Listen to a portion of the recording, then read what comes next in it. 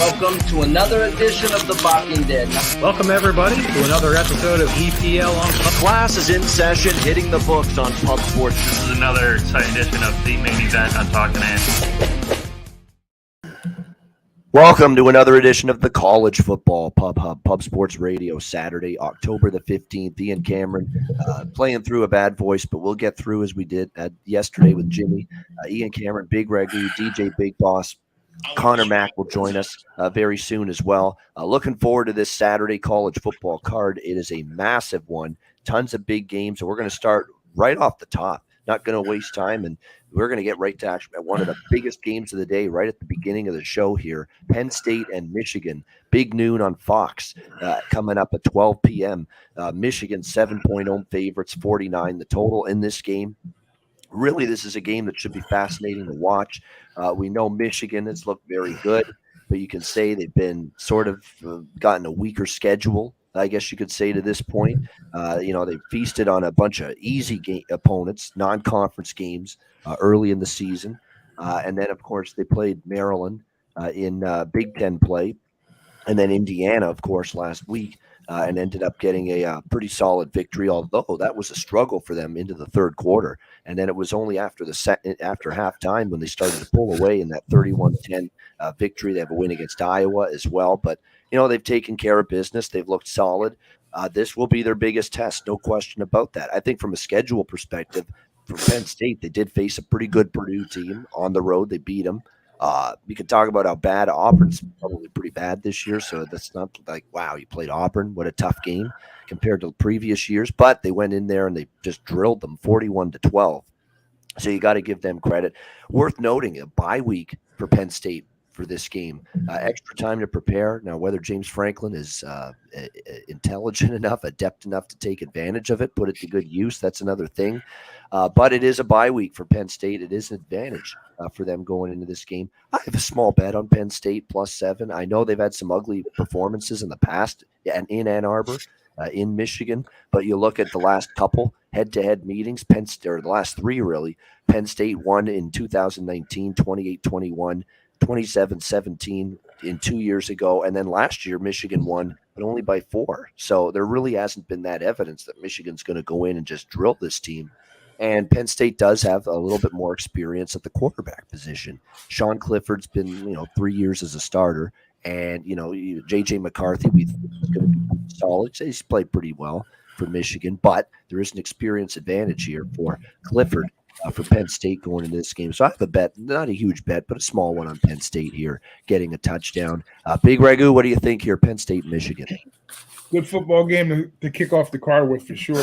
Two undefeated teams, These are two fates. Both of these teams are teams I like to fade in these situations. Normally, I usually like to fade Penn State on the road, and I usually come against Michigan when they're laying points. But I think both of these teams have kind of turned their tide, so to speak, on those scenarios. I know Penn State, they've been on the road a couple times this year, and they've got to the number both times there. And then Michigan, on the other hand, they're 4-2, covering the number. Like you said, the lighter schedule early on, but I think Harbaugh's got the offense playing pretty decent.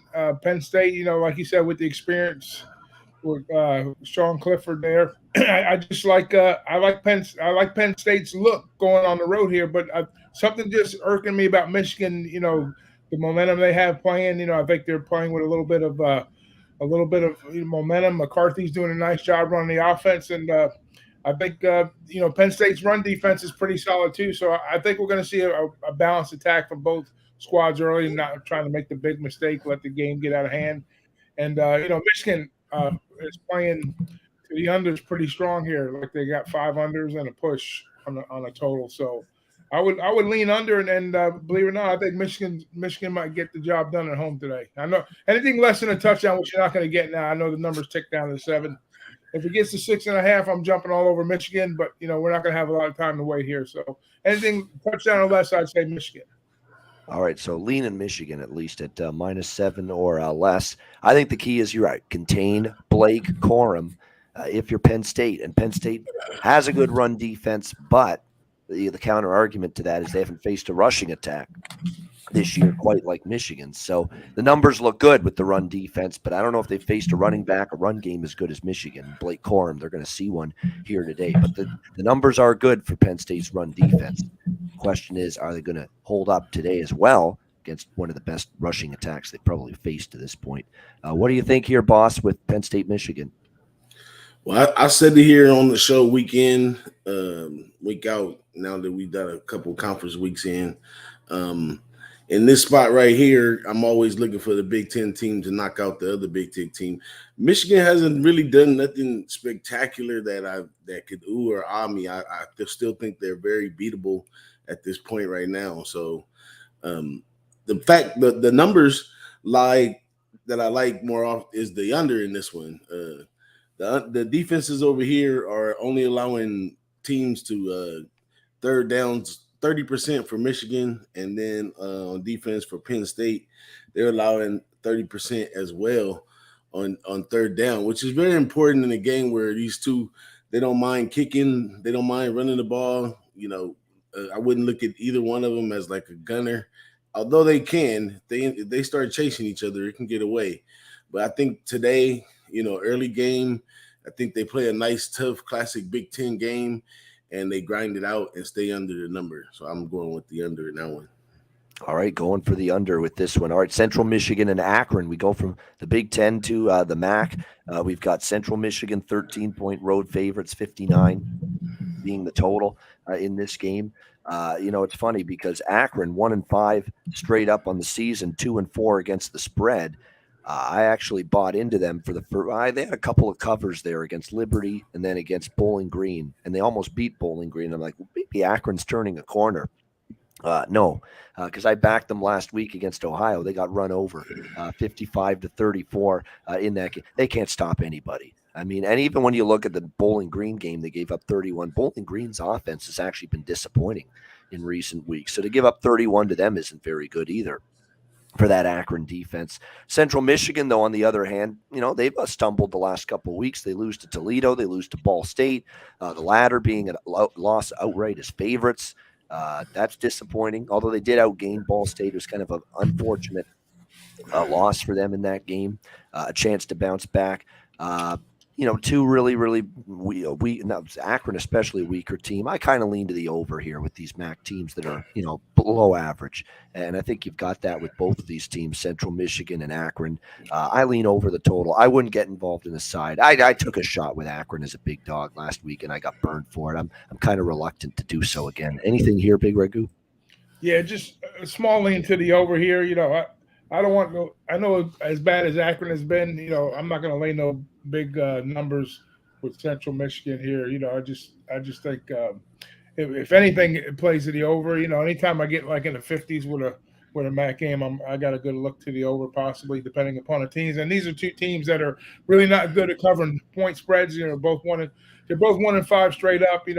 Mediocre on back and forth on the numbers. So I would probably lean to a small over here. All right, boss. Oh man, this is a classic bum fight right here, and it's really wild because the under, the home dog is 13 points in a bum fight. I'm completely off of this one. I'm scared. Both of them are 1-5. Just no real angle to attack this game, so I'm off. Off of this one. All right, back to the Big Ten we go for another Big Ten game at noon. Minnesota, Illinois. We've got the Gophers now down to 4.5-point road favorites, 39 the total. I understand why Illinois is taking money this morning. Tommy DeVito's playing. It's a huge difference. I know. I got out of Dodge with a push with Illinois last week against Iowa, and I'm thankful that I'll take the push because that Art Sitkowski kid was horrible, and he's always been horrible. And as soon as DeVito got hurt for Illinois last week against Iowa, I'm like, we might be in trouble with this game. And this team might lose this game, but they found a way, and it wasn't because of Sitkowski. Had a chance to have a touchdown lead, and they only ended up winning by a field goal, but they could have went up by a touchdown. They had it like 2nd and goal at the 4. Sitkowski throws a fucking red zone interception. It was a terrible throw, terrible decision, and that sealed the deal with that. It's actually a huge upgrade Tommy DeVito. And this is a different Tommy DeVito here at Illinois. I mean, Syracuse, he had a lot of issues. The receiving core wasn't great. The offensive line was terrible when DeVito played at Syracuse. They got him beat up every week. Now you've got a better O-line. You've got a great running back, Chase Brown, to rely on. You've actually got some decent receivers as well here at Illinois. So it's a better situation for DeVito. It's huge for them that he's going to play in this game. If they have any chance to beat Minnesota, they need him on the field. They're going to. And now that he's going to play, I think there's value in the number on Illinois. I think they've been a pretty good defense all year. They've been pretty good against the run, and that's where you need to be good against Minnesota to try to contain Mo Ibrahim, the great running back. And if you can force Tanner Morgan into being, beating you through the air and negating their ground game, you got a chance against Minnesota. So I like Illinois now that DeVito's playing as a home underdog and could only look under. It's probably going to be a very low-scoring game. DeVito will help the offense a little bit for Illinois, but these are still two very good defenses, and you would think points will be at a premium. What do you think, Big Ragoo here, Minnesota, Illinois? Two real good football teams. another classic Big Ten matchup here. And, like I say, there's padded numbers early for Minnesota on the defensive side, obviously, with some of the lighter schedule. But Illinois has been chugging right along. They've been doing a lot of things right. Abraham, like you said, got hurt, and now he's back. So they're going to have to step up on the defensive side, which I think Belima will have the team ready to do that. I don't think they're just going to go into Champaign and just, walk out with a victory here. It's going to be a tough look for Minnesota all the way across the board here. And I put them on upset alert for sure. I think, Illinois lost that game to Indiana, that, late touchdown they gave up. They could be sitting here right now at 6-0 possibly, but it's going to be a classic Big Ten game. And I think I like the look of Illinois with the quarterback coming back and Belima getting his team ready for the Gophers here. So I'm going to be on Illinois, sprinkle on the money line too. That's a good question, Will Butler. How healthy is DeVito? He does have an ankle injury. We know those are tender. You never know if you've got full mobility, and agility when you got an ankle injury, but he was practicing all week with the Illinois first team offense. So that's a good sign that maybe it's not as bad as you would think it could be. What do you think here, boss? This is a very, very interesting game to try to find an edge in this one. Illinois' home dog. Illinois has been playing really well for them to be a home dog in this one. Minnesota, and it's probably factored into the line that they coming off of a bye week. So coming off a bye week, going into this game against Illinois, they had a little bit more time to prepare. That's true. To heal up and a whole bunch of things. But I don't know. I talked about it last week, and I got to throw that bye week angle out because a lot of time it gets you in weird places that you shouldn't even belong in the first place. But also I like a fade of DeVito coming back. I'm always against a guy coming back off an injury. You never know. Very few of them rise to the occasion, but for the most part, they have to work their way back in like anybody else. So I would be leaning into fading DeVito in this one. I can't even get a call on the over or under because both teams really play a slow game, but they can really get explosive too. All they have to do is play a little chase. They have enough offensive knowledge and power to score as needed, even though they're both like real good defensive balanced teams that keep it under. So I lean to go ahead and take in Minnesota in the fade of DeVito and the fact that they're coming off of a bye. But other than that, I'm not going to make it to the window with nothing in this game. All right, Miami O and Bowling Green. Miami O 7-point road favorites, 45 being the total in this one. Nice win for Miami O, 27-24 against Kent State last week. 5-point dogs. They ended up winning that game outright. And then Buffalo, the week before, they had a chance to win that game. They fell short, but Buffalo's turning into a really good team. In this conference, they played well. Avion Smith, since he's taken over from Brett Gabbert, he's played okay. He's given them a chance. They've relied on the run game. Bowling Green's been a disappointment. It has to be said. They've definitely been a big disappointment. They had that upset against Marshall. I guess that's their highlight this year. But they got, they barely beat a bad Akron team. They got destroyed by Buffalo last week, 38-7. Weren't even competitive in that game. So, it's tough right now in terms of trusting Bowling Green. But at the same time, am I ready to lay 7 on the road with Miami? Oh, no. So that's a pass for me. I guess I'd lean Bowling Green, but I got burned by them last week. I'd lean them again, but I'm going to stay off. What do you think here, Big Ragoo? Yeah, this is a stay off spot for me also. I wanted to find a way to bet Miami O to yield some points against Bowling Green. You know, they're giving up about 41 points a game, Bowling Green is, but Miami is not setting the world on fire either. They're only scoring, cracking barely 20 points a game. So I was going to try to maybe look towards a team total over Miami side, but if that's probably the only look I can come up with here, and I've got to go look at that number and see what it is. I think, let me see what we got here. Miami. I don't have it up yet. But anyways, I lean, if anything, if I get a little better than 20 points on Miami O on the team total over, I would do it. 20, 5-1, something like that. Yeah, 5-1 to the over Bowling Green, but 5-1 to the under for Miami O. Yeah. So it's a clash of totals trends here in this game for these two teams. Boss.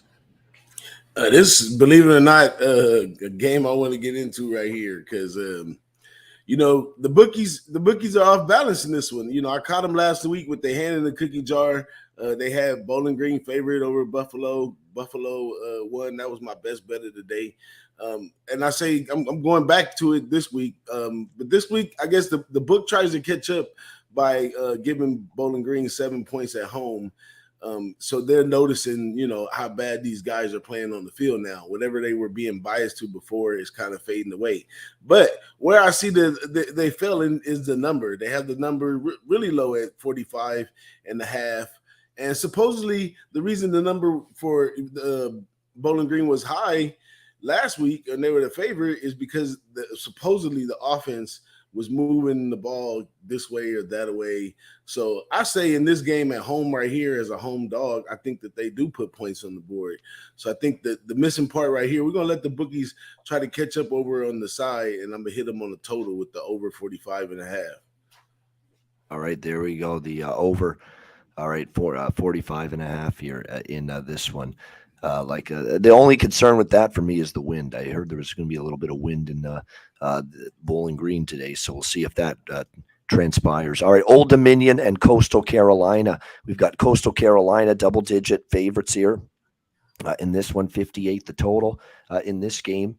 I'll tell you what, Coastal Carolina 6-0. Let's give them some credit for that. But boy, they haven't won easily. You look at every single win except for Georgia State, where they won on that Thursday night 41-24. Outside of that, the Buffalo win was by 12. They barely beat Gardner-Webb. They beat Army, of course, the first game of the year, 38-28. They slipped past Georgia Southern a couple weeks ago, 34-30. Defense struggles. UL Monroe, 12-point favorites, escaped 28-21. The offense with Grayson McCall did nothing really in the second half. UL Monroe's defense held them in there and allowed ULM to hang around. I like Old Dominion here. I think this is too many points. Old Dominion, I know, has been kind of disappointing. They got blown out by Liberty, but Old Dominion's off a bye week, extra time to prepare here for Ricky Ronnie, the head coach for the Monarchs. I think it's a good spot. You're getting a good amount of points, and Coastal is not winning games by blowout kind of margins. And when you look at some of their statistics, some of their numbers, points per play, points per game, or yards per play, yards per game, numbers aren't great. They've had issues with turnovers. They've had issues with ball security. Again, like I said, the Old Dominion defense is kind of disappointed, but I think off a bye week, getting this number of points, I like Old Dominion ODU here in this spot. What do you think here, Big Ragoo? Yeah, a lot of head scratches here because McCall's numbers are pretty darn good this year. They're just not equating to points. So they're able to move the ball up and down the field. Maybe you could look at getting some kind of player prop on McCall here because his numbers are pretty good for the year overall. He's only thrown one interception. That's what's amazing. He's got over 1,500 yards passing, 15 touchdowns. But be that as it is, you're right. They have struggled to cover the number. They're 2-4 to the number, 6-0 straight up. Old D's kind of like right there, Splitsville, like 2-3.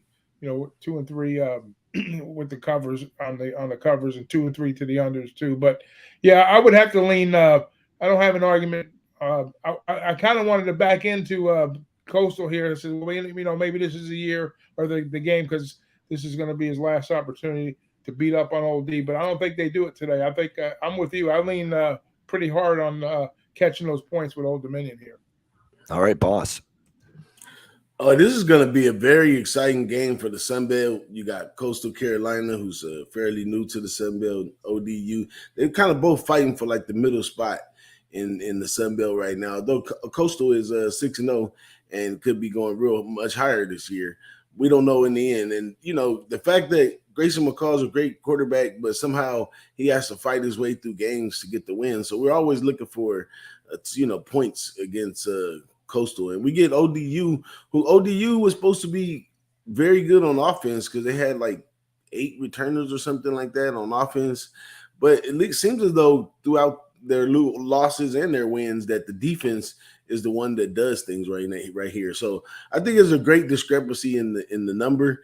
I think we should go with the under right here, but I would want to pull it back and maybe go under first half because with these two teams late in the stretch, miracles happen and they can keep going and going. This could go to overtime, all kinds of situations like that. So I lean ODU, but I like the under first half. I'm not sure what numbers on that, but I like the under first half too. The first half was 29.5. Yep, Give me that. Give me that. Right. That's a good one. All right, first half on. All right, there we go. All right, next up, we've got Auburn Ole Miss. Ole Miss, big favorite here in this one right now. I like Ole Miss here, 15.5. I'm actually going to lay it with Ole Miss. I think the key here is their run defense is good. I actually like Ole Miss run defense, and if you're going to stop Auburn from running the football, I don't know if Robbie Ashford has progressed as a quarterback yet. We're ready to trust him here to move the football on the road. I mean, you saw against Georgia last week on the road, 42-10. They get blown out. They don't cover either. And this is their next toughest game that they faced all year. Missouri's not good. And Penn State, of course, was the next best team, and they got drilled in that game. They lost to Georgia and Penn State by a score of 83-22 combined in that game. And this is now the third toughest team they've faced, and I don't think they're ready for it. I like Ole Miss here. Jackson Dart's getting better. I know the defense was a little not their best against Vanderbilt. They gave up some plays, but kind of sleepwalked a little bit on that side of the ball. With Auburn coming to town, I think you'll get a better effort on the defensive side of the football, and Ole Miss gradually pulls away for a 21-point win. So I'm going to lay it. I'm going to lay it here with Ole Miss. We got Conor Mac joining us now. What's up, Conor? What do you think here, Auburn, Ole Miss? No sleeping in, new worker. I've been up since 4:30. I had some shit to handle. He's got errands to do. He wasn't sleeping. Yeah. No, he didn't miss his alarm clock. None of that shit. Oh, shit. That'd be a problem if I we talked about this on Monday. I like the under here in this spot. Ole Miss has gone over the last few, but they just played Vandy. I don't know how much Auburn scores, and Lane Kiffin's been pretty good to the under. I'm not going to lay it with Ole Miss, even though I probably think they cover this. And there's been money. This number's gone up, so it scared me a little bit, but I don't give a shit. Give me the under, 55.5. All right, Big Ragoo. Yeah, you've been burning cash. You've been back in Auburn, that's for sure. 1-5 to the ATS. But I was kind of hoping for a little lighter number here, but you're probably on the right side with the cover. I would think just based on what Auburn's got going on. But if I get less than 3 scores, I would say so. But now I'm sitting at 3 scores, so it's going to be a pass for me as much as I want to get involved here. But I'm going to be off of this game. It's not going to be a good look for Harsin either way. So it's Ole Miss or pass. All right, boss. Hey, I think the fat lady is beginning to sing with Harsin over there at Auburn. It's just a slow time till they walk him on out. We got the first one in that stuck him pretty good last week. Now the Lane train's gonna come in and do some things, and I don't know. He might get his walking papers come Monday morning or something like that. But I'm definitely on Mississippi side in this one. I'm not sure how well they're gonna do against the number, but it's worth it to risk it.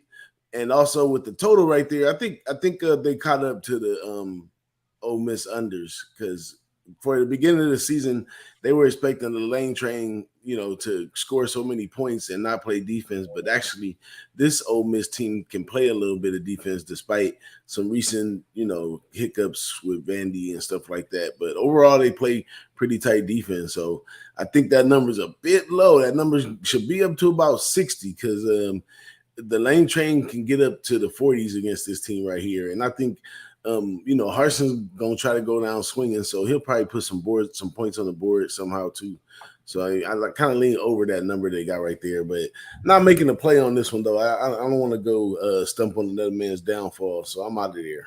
I'm hearing rumblings, just what you said. Yeah, I'm gonna make a play in that game. I'm gonna take Ole Miss in the first half -8.5.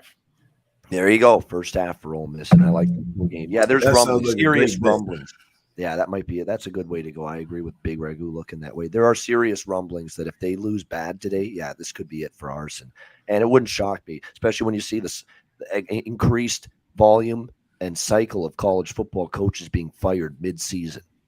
Scott Frost, Paul Christ, you go on down the list. Herm Edwards, Carl Durrell for Colorado just got fired. There's that's the way it is now in college football. You used to never see coaches fired during the season in college football. Now it's like every other sport.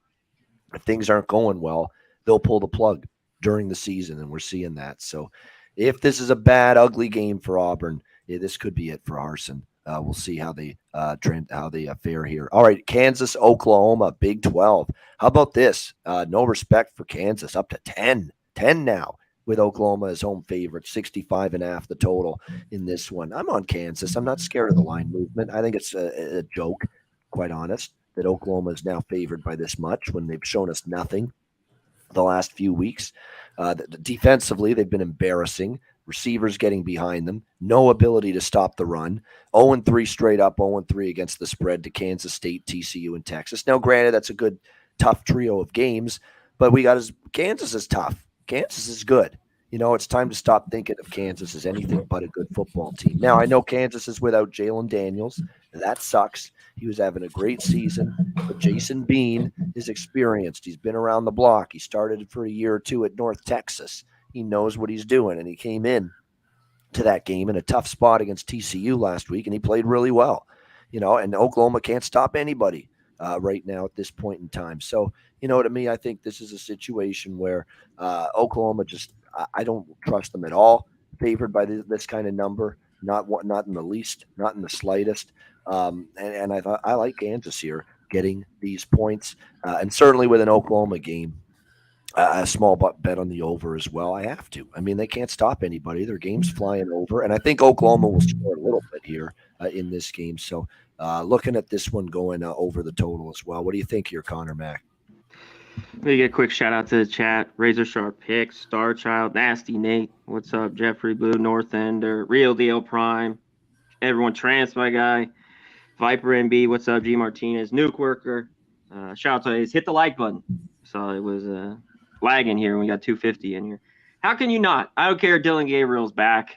If they have the best game of the season, I'll take it here. I got to take the points with Kansas. I'll take a money line as well. I just got to see it to believe it. We saw it last night even, and the turnovers really got Navy, but they were able to run all over SMU, and that's been Oklahoma's problem. So I think Kansas will run it, and Bean's been a solid backup, like you mentioned. The guy's pretty good, so I got to take the points here. I got to do it.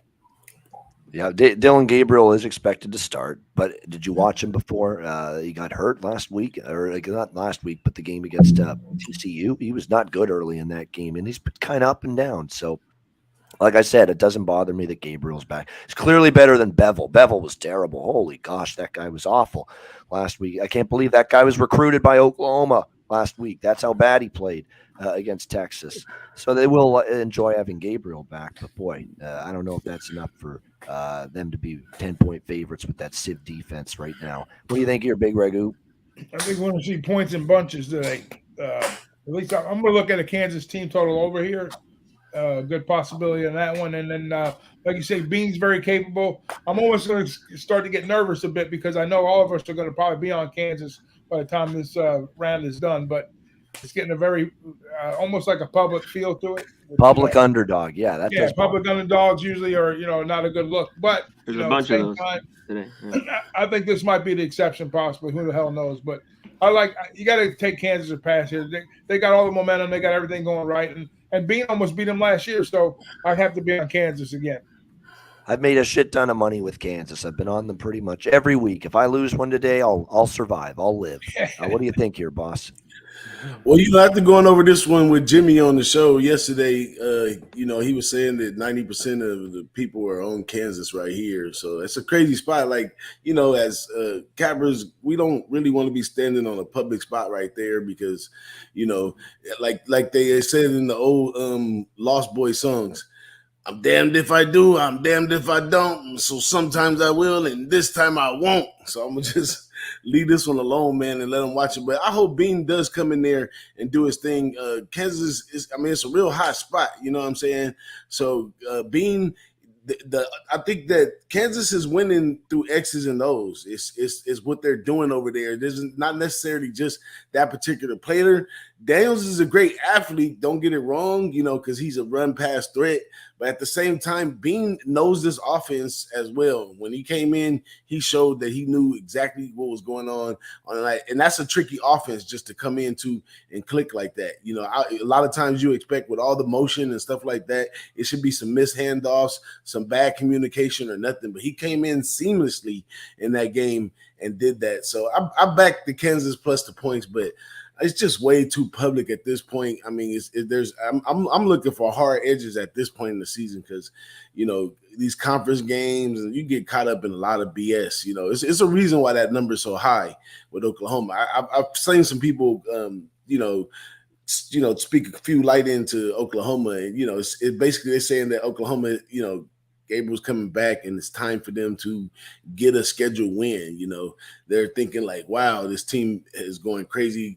Here's Venables over there who's supposed to be a defensive guy and they can't play defense for nothing. The offense is spotty. So they're expecting it all to come together right here at home, but I don't think so. I think this Kansas team, the secondary over there, they're active. They want to make turnovers. They want to make big plays and all that kind of stuff. So if you got Kansas, I'm happy for you, but I'm off the game. All right, we go to the next game here. It is Iowa State, Texas. Texas 16-point home favorites, 48 the total. Not a spot I'm looking to lay this many with Texas off the big blowout against Oklahoma in the Red River rivalry, and then they beat West Virginia. But at the same time, 38 and 49 points, 49 points with Quinn Ewers back at quarterback. I don't know if I want to step in front of Texas, but I know I'm not laying the points with Texas in this spot, especially when you see Iowa State's played Texas pretty well the last few years. They've won 3 in a row, Iowa State against Texas. But the problem is this Iowa State team's not any good, and I've actually been fading them every week successfully. Faded them against Baylor, Kansas, Kansas State. They lost all 3 of those games. But here's the difference. They're losing, but all 3 of those losses by 7 points or less. The one thing, I don't think they're very good this year, the Cyclones, but the one thing they've shown you is an ability not to get blown out. And as long as they don't get blown out here, they're going to cover a number like this. So this is not a bad spot for Iowa State. It actually is a very good spot for Iowa State, but I'm passing because I'm scared to death to go against that Texas offense. And I know for a fact that if Hunter Deckers is down by 21 points in this game, he's not coming back through the back door, not with this Iowa State offense. So they've got to bring it on defense if they're going to cover. But it certainly is a better spot for them, Iowa State, than it is for Texas. What do you think here, Connor? Yeah, the defense has to come to play, obviously, but that offense has to score. And we'll see how good, Texas defense really is. They shut out Oklahoma, but they gave a bunch of points to Texas Tech. They've kind of been up and down. Can Iowa State score? I really, to bet this, go full on it. I want it over 17. So I lean the points with Iowa State. I just don't know if I get to the window at all. All right, Big Ragoo. Yeah, if you look at the numbers, double digits and 48, it's a correlation game in my book. If you like Texas, even though I don't think they're going to pitch a shutout against Iowa State, but Iowa State has that knack, like you were saying, Ian, to kind of, play within the margins. Now, we know that Texas is pretty potent on the offensive side, and Sark is doing a lot of good things over there. Even when Card came in for years, picked it up nicely. But I think this is a team that kind of has a little bit of mojo to them as far as on the defensive side with Iowa State. Like you said, they might be up against it if they go down big early, but I don't see that happening right away. I would kind of lean Iowa State to kind of keep it close in the first half, because if it gets away from them, it's going to be late, and then they're not going to make the comeback like you said. So if you have a look here on Iowa State, I would look Iowa State in the first half plus 8.5. All right, boss.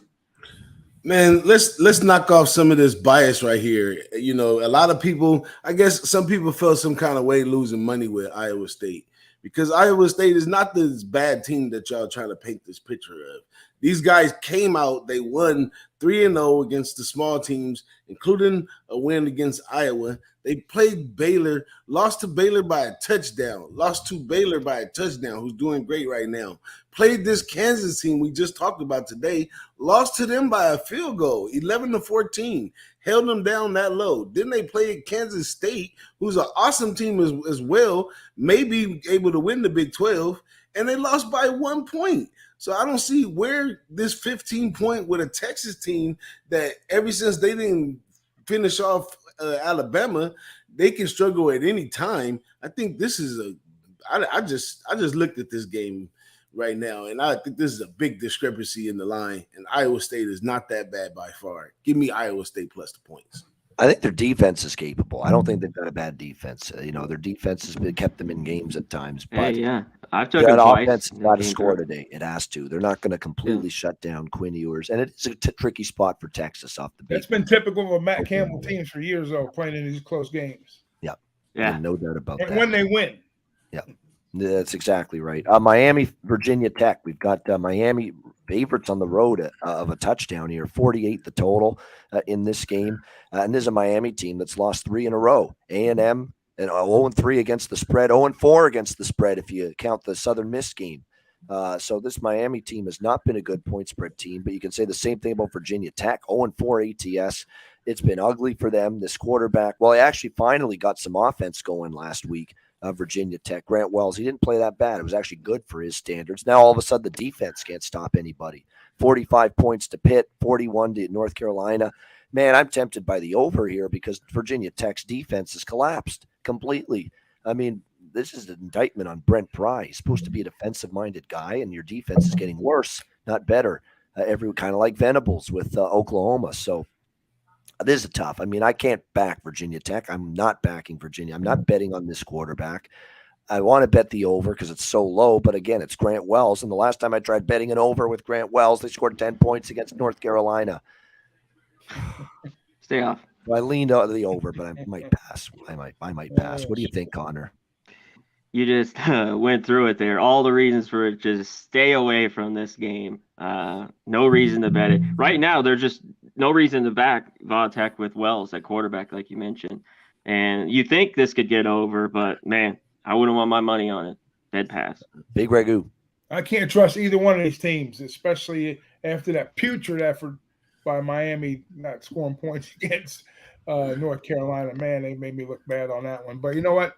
And like you said, with Wells and Tech's offensive woes, it's I want to call it, it's not a Mac game, it's a lack game, lack of trust for both of these teams. Yeah, exactly. They can't run the football either, especially last week at all. Miami, they could not run the football against North Carolina. Everything they got was through the air. Yeah, a bunch of yardage. Yeah, very like 1-dimensional. 95% of the offense was through the air. Yeah. How's Mario Cristobal going? Everybody was going on and on. What a nice hire that is. I thought that Oregon actually got worse with Cristobal, not better. I got my issues with him too. What do you think here, boss? Never in my whole life of watching college football did I ever think that I would be looking at Miami versus Virginia Tech as a bum fight. Both of them 1-4 to the ATS, 1-5 ATS. You got to be a sick, horny dog to be sitting over here on a Saturday with a board full of games trying to make a play on this. You had to give me skybox tickets to the game and fly me out from California for me to even have action on this game. I'm out of here. Leave that one alone. No, I agree with that completely. Stay away. Buffalo, UMass. We've got Buffalo, big road favorites here, 17-40. I laid it with Buffalo here. I actually think UMass is a little overvalued now because they had some better performances than people expected. I mean, I got out of there. I'll take it with a cover with UMass last week against Liberty. I'll take it. They got a late score, but they still lost 42-24. Liberty played terrible. Liberty was asleep for like the first half, and they still ended up almost covering. So that's how bad things are for UMass. Buffalo's roaring. This is a machine that's starting to get revved up. Linguist has done a nice job. Cole Snyder, the quarterback, they're starting to run the ball. It's like they plug in the next running back. And now that defense is getting better every week, too. I don't know how UMass moves the ball. I think gradually Buffalo gets a 21-point win. So we're laying it with the Bulls. Running of the Bulls. Conor Mac, what do you think? The number's big. I didn't bet this, but I think they run away with it as well. But, now huge favorites at 3 touchdowns, but I just don't know how you could look the other way with UMass. So, yeah, I'd lay it here or maybe look team total. All right, big Ragoo. Oh, Buffalo. Listen, Buffalo first quarter, Buffalo first half, Buffalo first game. But my official play is going to be Buffalo in the first quarter at -4 points. I think they come out fast like they did. Kudos to my guy, Boss, last week on the big blowout play of the week, the Mac action. But this is an easy win for Buffalo. Take them often and take them early. Yeah, that was a good bet because we're finding out Buffalo is really peaking now, and Bowling Green ain't anywhere as good as people thought. I thought that would be a great, much improved team, and it hasn't been for Bowling Green. So it was a good under, and Buffalo took advantage. What do you think here, Boss? I'm going to stay off of this game, although I did cash with Buffalo last week. That was wonderful, but sometimes you got to know when to pass. So I'm passing on this game. It says I'm still looking for some weekday Mac action and stuff. I'm not expecting to, I made a good play. That was it. I'm going to leave it alone, though. Yeah, nothing wrong with that. UConn, Ball State. We've got UConn here about 9-10 point, or Ball State rather, 9.5 point home favorites, 48 the total. UConn, how about this? 2 wins in a row. Fresno, Florida International, Jim Moore Jr. I mean, he's got this team playing hard on a weekly basis. And actually, the guy that's taken over at quarterback for them, actually, he did return last week, Zion Turner. He finally got returned, 14 of 19, played well. And probably a better offense now that he's back under center. But Ball State's starting to pick it up. Northern Illinois, Central Michigan, 2 nice conference wins in a row. So I think these are 2 teams both on the upward trajectory. And Ball State quarterback John Paddock starting to settle in and play better football for them. I like the over here. I'm staying off the side. I think it's a low total. I think both teams can move the ball well enough. They're both starting to improve on offense. So I like the over at a low number here in the high 40s. What do you think, Connor? I like Ball State, and I've took them a few times this year. Like you mentioned, they came through, but I think this number is a little bit too big. Now most places 9.5. I think UConn can hang around a little bit, like you mentioned. So I lean the Huskies, almost getting 10 here. I would have to as well. I think UConn is starting to show some things. Ball State hasn't beaten an FBS team this year by double digits. So that's another thing to keep in mind. What do you think, Big Ragoo? Yeah, a little disappointed with that overplay I had last week with UConn and FIU, but it wasn't UConn's fault because FIU had over 400 yards and just couldn't score any points as usual. But seemed like last night with an FIU over, yeah. Oh yeah, I didn't get involved with last night, but yeah, the last week we're around. But yeah, I mean, I know Connecticut's taking a little bit of money here, and they are playing a lot better. And my look would definitely be on the Connecticut side if I was to get to the window, but I'm going to be off of this one. All right, Boss. Yeah, that's a total pass for me. I'm not even getting into it with that one. I'm gonna just let that slide on by. All right, California, Colorado. We've got Cal in this one. Big road favorites, 17 point road favorites against Colorado. 15 actually now, 49 the total. I mean, what are you going to get from Colorado, right? Carl Durrell fired. They got the interim coach there now. And for some teams, it's caused a spark. For other teams, it hasn't. So what's it going to do for Colorado? I'm still not backing Colorado, even with the coaching change. 0-5 straight up, 0-5 against the spread. Haven't even been close in a lot of games to covering the number. I don't want Colorado. I also don't want to lay 15 with Cal on the road. I'm just not doing that. Easy pass for me. What do you think here, Connor? Yeah, this is a pass for me, but maybe today's the day finally. They don't win, but I think Colorado at home, coaching change like you mentioned, this is sneaky. I just don't think Cal should be favored by 2 touchdowns. I'd only be on Colorado. I haven't touched them all year. It's still a little lean. I don't know if I get there, but I think the points will be valuable at home. Yeah, I don't think it's all Darrell's fault, but for what's happening there. But at the same time, this is historically bad what Colorado has done here in the first 5 games. So almost had to make a change by default. What do you think here, Big Ragoo? If there's a team that Cal can beat by 17 or 15, whatever number it is, this is the team possibly. But like Boss and I talked about this earlier in the week, I was looking hard towards getting involved with Cal. And I was on the fence about it. I still am, to be honest with you. I'm still on the fence about it. So I haven't pushed the button on the game yet, but I don't know. I think Cal, what they're going to try to do is they're going to just try to ram the ball down their throats. I don't see a huge offensive effort, with yardage and passing yards. I see a lot of running. I see a lot of, like a 200. If they can get it done on the ground, Cal will do it all day on the ground. So I would lean towards the under here. Lean towards the under. It should be a defense that finally Cal can get going against, because that was ugly before their bye week. 28-9 loss to Washington State. Jack Plummer in the offense and the run game did nothing in that game. Ugly game for Cal against Washington State before their bye. What do you think, boss? I think the books has caught up with Cal. So Cal is typically a very defensive team with a very slow, kind of lame offense. But this year, the offense has been clicking. That theory has been tested for a few weeks now, and they've continued to put up points in the situation. They very well can cover that number against Colorado. But I would say where they're missing is maybe on the total, because 48's a little low for a team that you're expecting to score some points. I mean, Cal could actually score 35, maybe even 42 points in this one.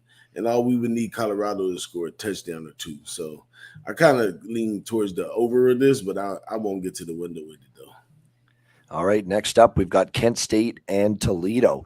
Back to the MAC we go. Toledo, 7.5, 8-point road favorite, 62 the total in this game. I like Kent State above a touchdown here. I like them as an underdog here. Toledo's had a nice season so far, 4-2, and they just come off a couple of blowout wins in a row. Central Michigan, 38-17, Northern Illinois, 52-32. That offense is looking very good right now. I will say that. DeQuan Finn, the quarterback's been solid. I do want to point out, though, last week against Northern Illinois, they did get outgained and a lot of turnovers for Northern Illinois. Their quarterback, Ethan Hampton, who started because Rocky Lombardi was injured, 4 interceptions. You're not going to win a game when your quarterback throws 4 interceptions. I mean, they really gave the game to Toledo with just bad ball security, bad decision-making from the quarterback. That may not happen here. Kent State, the one thing about Kent State, they have a good offense. We know that with Sean Lewis, the quarterback. They've been in a lot of games, and they faced a really tough schedule. Look at who they played. Washington, Oklahoma, Georgia. I mean, they have faced a really tough schedule. It's toughened them up for the MAC season. They beat Ohio. They almost beat Miami O last week, 27-24. They're not the kind of team that gets blown out.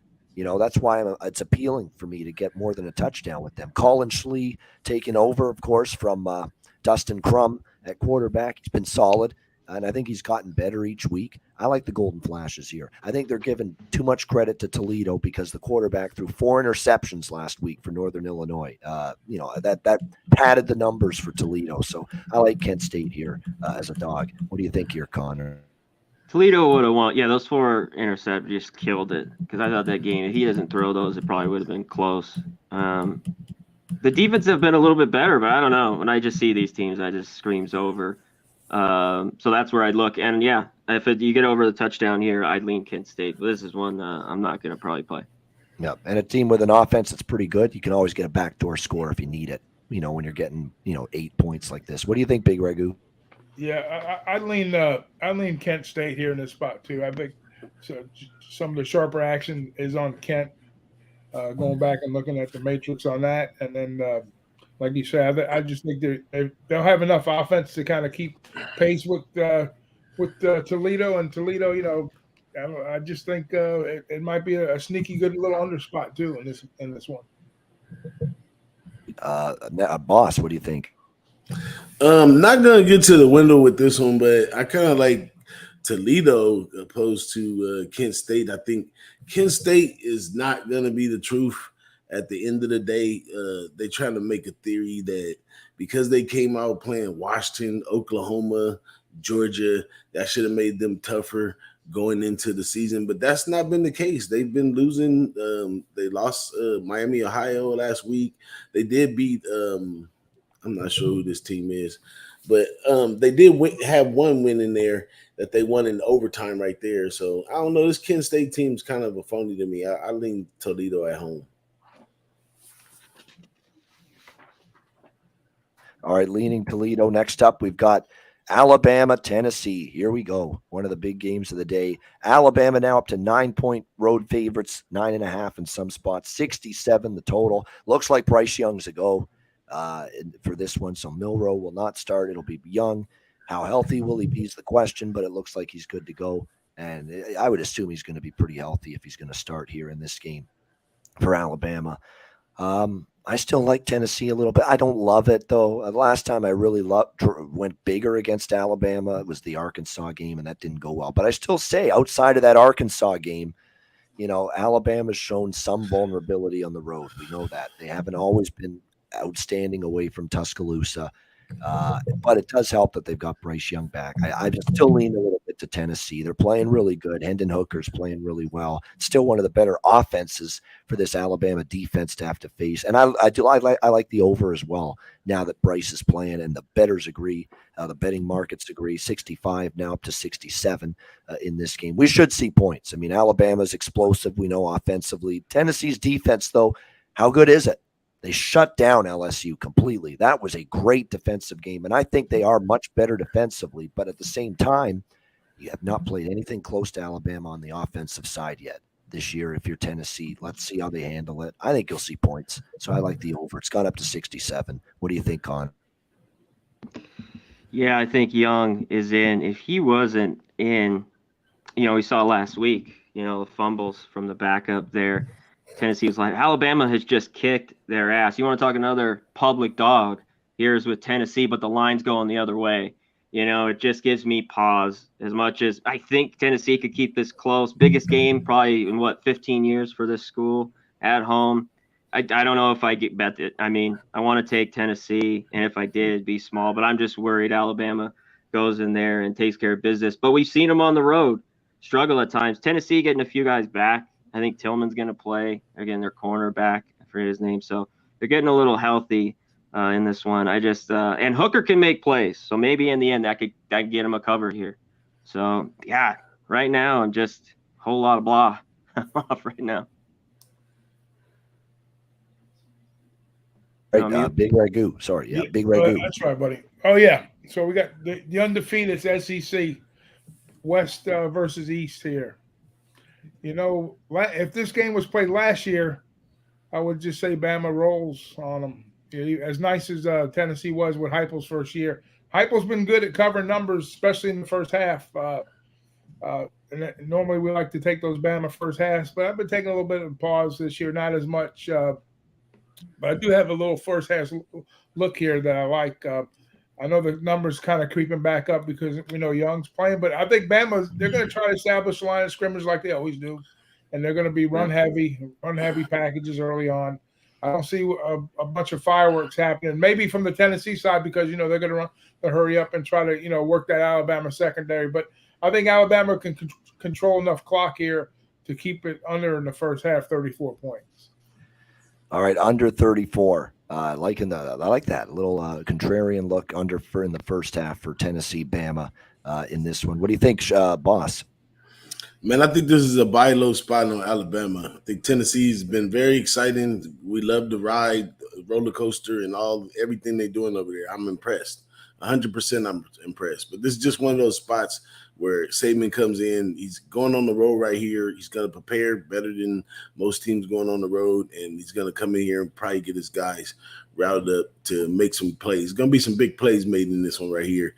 But I think that Alabama is going to roll on tide on past Tennessee. It's going to be a good shocker for Tennessee. It's going to let them know that they need to get it together just a little bit more, before they ready for the big league. But Tennessee is getting close.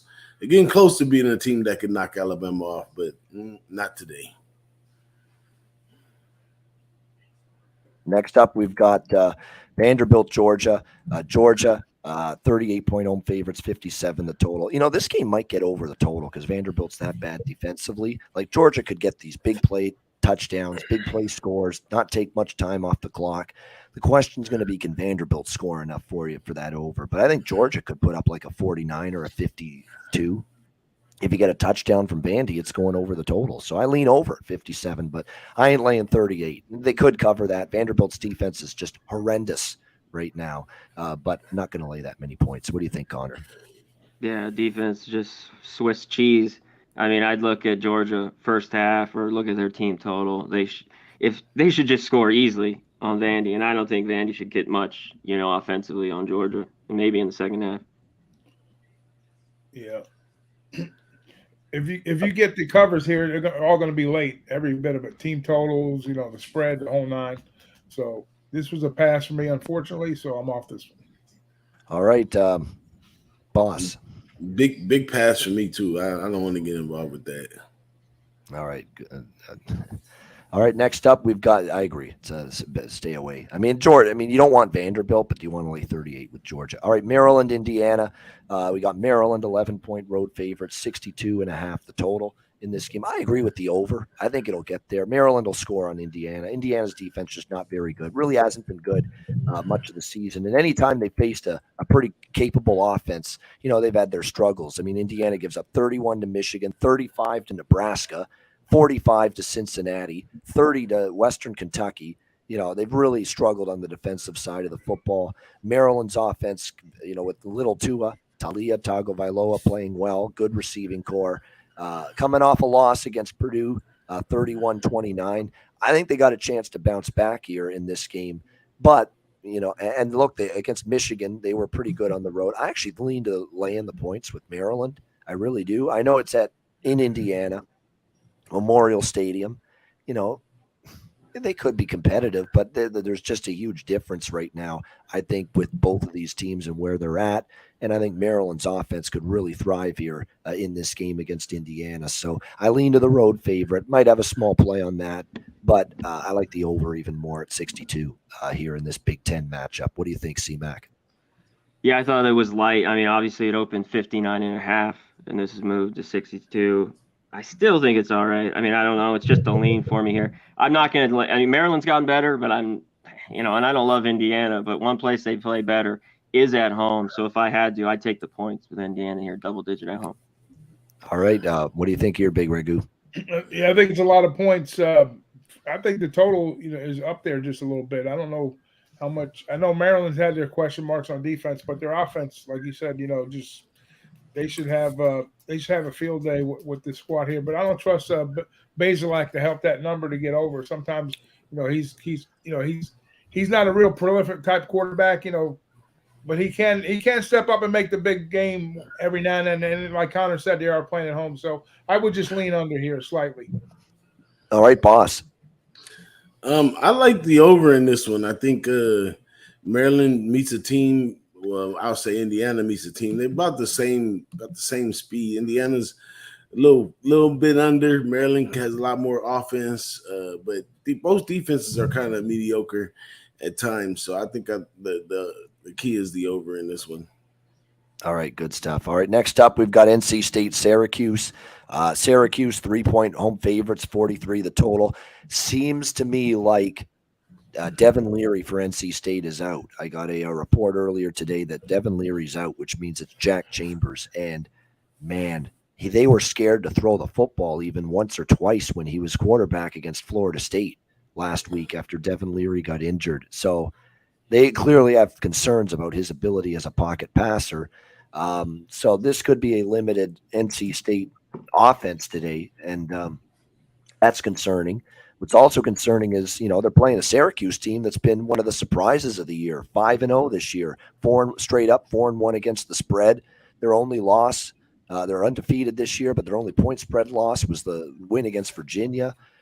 This offense is a lot better. Garrett Schrader's been good at quarterback. Robert Anai, the offensive coordinator, has done a great job. He really has. I mean, they're throwing the ball with more efficiency. They're running the ball. The O-line's gotten better. This is a dangerous game for NC State. NC State, I thought they were going to be great this year. They've been underwhelming. They really have. They've been okay, but they have not been as good as I thought. They didn't play great against Clemson. They barely squeaked past Florida State last week, and the offense stalled in the second half. And Syracuse coming off a bye, as well for this game today. So there's a reason Syracuse is favored. I actually think without Leary, I could only back the Cuse here. At home, just laying a field goal. I mean, this Jack Chambers could not throw the football last week against Florida State, and I don't trust him on the road to move this team on offense. What do you think here, Conor Mac? Yeah, no Leary, no go for me here. I thought there was value, especially if he had 3 in the hook with NC State if he played, or even the 3. With him out, NC State's just got to do what they do is play defense. Syracuse, pretty good defense there at home. Dead under here with the backup quarterback in. Right, dead under here for I agree. The under is probably good. It's a 44, but it's probably a good bet. What do you think here, Big Ragoo? Yeah, what did you say the under was 44? 44. Yep. Oh wow. Shit. Oh, it's down to 43 now. 43 now, probably because now Leary news that he's not going to play. Well, no doubt. I mean, like you said, this is going to be a defensive scrum. This game here. I like Schrader's big time stepping up capability to win games, playing up at the Dome. And Syracuse actually has the number 1 defense in the ACC right now. So they've been quietly good for a bit.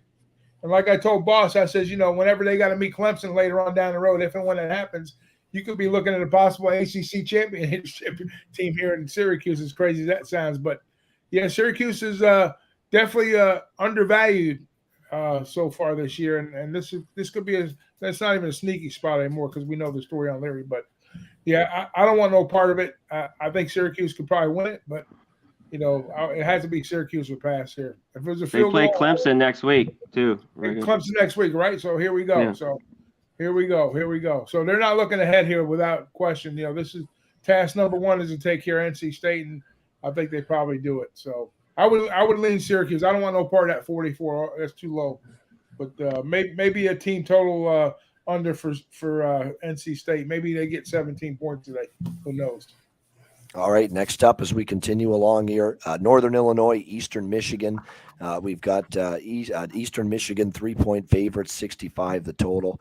This is a game where I'm passing, and I kind of want to back Northern Illinois, but I will not do it with that Ethan Hampton at quarterback. Not after what I saw last week. 4 interceptions against Toledo. I think he almost single-handedly cost his team the game last week against Toledo. It's got to be Rocky Lombardi at quarterback if I'm going to bet Northern Illinois. We won't know until game time. It's a game-time decision with Lombardi with that leg injury, and obviously he's the better quarterback. So we'll see if he plays. If he doesn't, I want no part of NIU. So for now, it's a pass. Conor Mac?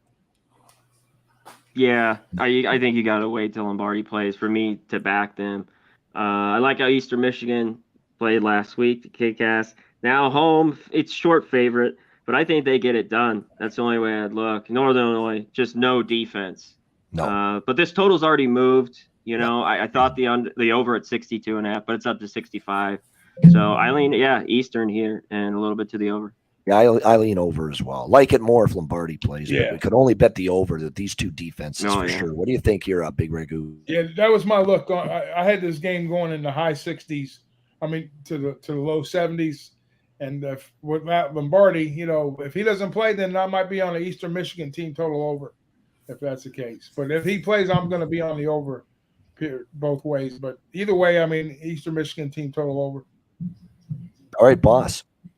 It's a pass for me, though, but I don't know what's going on with NIU. I mean, they used to have a little pack with the punch, but the line seems kind of weird. NIU is 1-5 all overall, and EMU is 4-2, but yet there's only a 2-point difference. So I'm off that game.